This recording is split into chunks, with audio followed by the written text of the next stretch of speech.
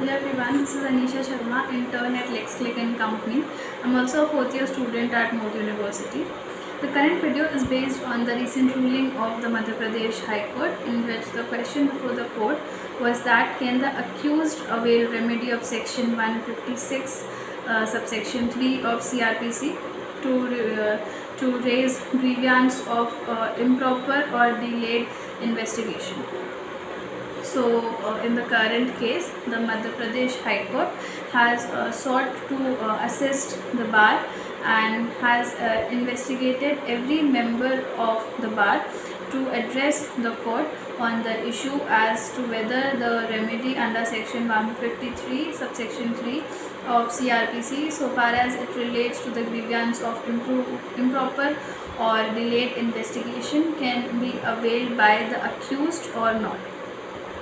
The bench was a two-judge bench and has directed the principal registrar of the court to publish the order on the notice board of the Bar Association and communicate the same to the office bureau of the Bar Association, so that as and when the hearing takes place after the resumption of the physical hearing, the matter can be properly adjudicated. Nothing that there is an authoritative decision on the said point, and therefore the court sought that assistance of bar and invite every member of the bar to address the court on the said issue. It may be noted that subsection 3 of section 156 proviso for any magistrate empowered under section 190 to order an investigation.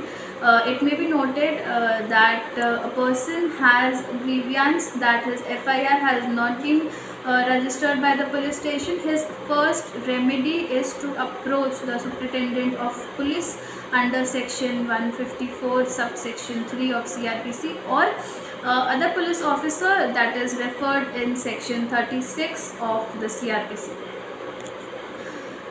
If despite approaching the superintendent of police or other officers referred in section 36, his grievance still persists, then he can approach the magistrate under section 156 subsection 3 of the CRPC.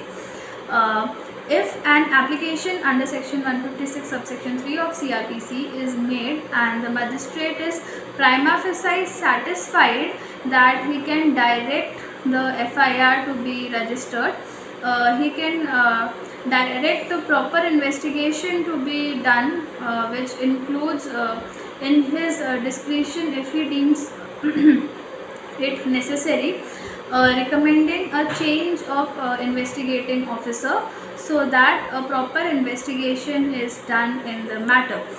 The name of the concerned case is Sudhir Bhaskar Rao versus Hemant Yashwant Dhage and another of 2006.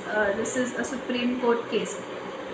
It may be noted that a three-judge bench of the Supreme Court in 2019 has overruled a 43-year-old precedent that has held that the magistrate can invoke the power under section 156 subsection 3 of the CRPC even at post-cognizance stage.